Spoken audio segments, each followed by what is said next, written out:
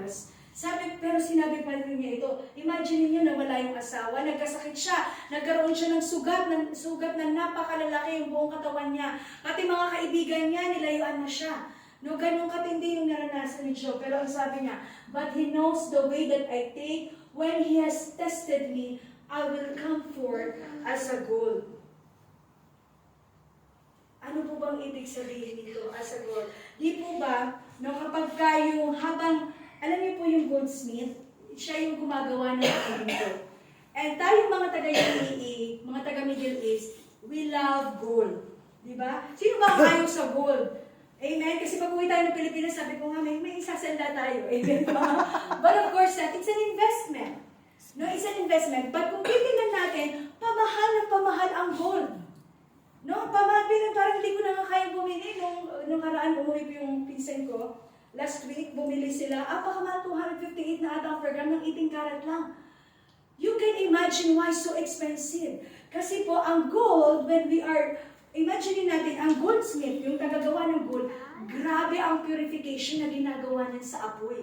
So that it will come so brilliant and so good that you cannot, it will come up the best. Kaya pag binenta siya, hindi mo panghinayangan na mag-invest kasi sooner or later, tumataas ang value niya. Ganon din po ang ginagawa sa atin ng Panginoon. Every time that the Lord is allowing us to have trials, tandaan natin na ikaw ay ginto sa mata ng Diyos. Yes. At ikaw bilang ginto sa mata ng Diyos, minumold ka niya. Minumold ka niya. He is our goldsmith, mga kapatid. Minumold ka niya sa apoy. Yes, there are so many fires under you. Why? Para pagdating ng araw, with years, when you go back home to your family, kayo pala ang gagamitin ng Panginoon. Dahil kayo ang gagamitin niya to become precious and light to the world, to the community that you belong. Yes. Amen? Kaya po mga kapatid, ano man ang pinagdaraanan nyo ngayon, tandaan natin na minumold lang tayo ng Panginoon to become so much precious in His eyes. Amen? Hindi tayo binibenta ng Lord katulad ng gold. Pero yung buhay natin, yun ang magiging way for the other people to know that there is Jesus in our lives. Amen. Amen? Siya yung buhay po natin habang dinidevelop tayo. And number 4, ano po yung pang-apat? Joy in trials. Kaya sabi ko kanina, in all this, you, sabi ni Peter, greatly rejoice. Oh my goodness. Though now for a little while, you may have had to suffer grief. No, di ba nagigrief tayo pag may trials? In all kinds of trials, these have come so that the proven genuineness of your faith, amen, of greater worth than gold, which perishes even though refined by fire, may result praise, glory, and honor when Jesus Christ is revealed. Amen? So, rejoicing. Oh, rejoicing. Naku, talaga iniisip ko pala nung pinag-aaralan ko to, Lord, rejoicing talaga. Pero yun ang sabi niya, because they refine the faith, no? Yun po, pag nagre-rejoice ka sa trial mo, it will refine your faith like the gold testing on the fire, sabi ko nga kanina. Ang mangyayari po kasi niyan, di ba, pag na-refine tayo, no? Ang sabi dito, you will suffer, pero mapuprove nito ang genuineness ng iyong faith. Doon, yun po ang magiging approval, no? Kasi, ito yun tingnan po natin, di ba pagka wala tayong pagsubok sa ating buhay, ano pong ginagawa natin? We are so relax. Tama? Chill lang. Minsan nga nakakalimutan na mag-pray. Kasi chill lang yung ating nararamdaman.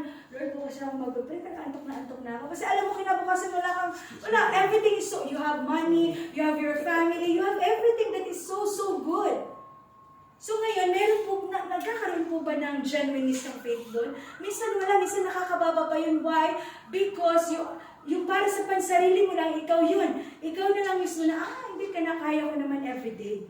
No, kinakaya ko naman everyday. But, if you have a trial, hindi ko po sinasabi na sana, Lord, bigyan mo kami ng trial. No. What I'm trying to say here is that when we are already in trials or in challenges, right now or maybe not now, maybe tomorrow or yesterday you had experienced that, makikita mo yung genuineness ng faith mo. Kasi doon mo malalaman na anong gagawin mo. That's the only time that you will approach to God genuinely. Totoo po Totoo po yan. Wala pang lumapit sa Panginoon genuinely na hindi umiiyak dahil sa sobrang subsub na trial. Amen ba? Grabe po ang nagagawa ng ating pagsubok sa buhay. Doon na po prove yung genuineness natin ng ating faith. Greater than gold pa nga yung pagkasabi dito ni Peter. Greater than gold. Which perishes even though redefined. Sabi ni nagpiperish pa rin siya. Totoo naman, may mga pagkakataon ng gold ay bumababa. Amen? Pero kapag yung po lumabas yung genuine faith natin, in this joy, yung joy, yung totoong joy, hindi siya yung joy na pang-ibabaw lang. Pag sinabi po natin joy, yung pinakailalim na kagalakan sa puso natin, na kahit tayo ay maraming pagsubok sa buhay, amen, nakikita pa rin doon doon mas nakikita natin na, Lord, Ikaw ang kumikilos sa akin. Ikaw ang mahawak sa akin. Nagkakaroon po tayo ng result na napapapurihan, nag-glorify ang Panginoon Jesus sa ating buhay. And that's true. Because when you are facing in the midst of so much trials, aminin man natin o hindi, mas lalo tayong nagpupuri sa Lord. Amen ba? Mas lalo tayong nagsasabi, Lord, I may be experiencing this, but I know that you are just refining me like gold. Because I know that one day, you will be glorified in honor in these trials that I am facing. Amen? Tandaan po natin yan. Wag po tayong magkaroon po tayo ng, wag po tayong mapalitan yung ating emotions ng sadness, but let it be the joy in the trials that you are having. And number 5, God's purpose. Ayan. God's purpose. Sabi in Romans 8:28, and we know that in all things, paborito natin yan, God works for the good of those who love Him, who have been called according to His purpose. Yes. Amen. All the things that God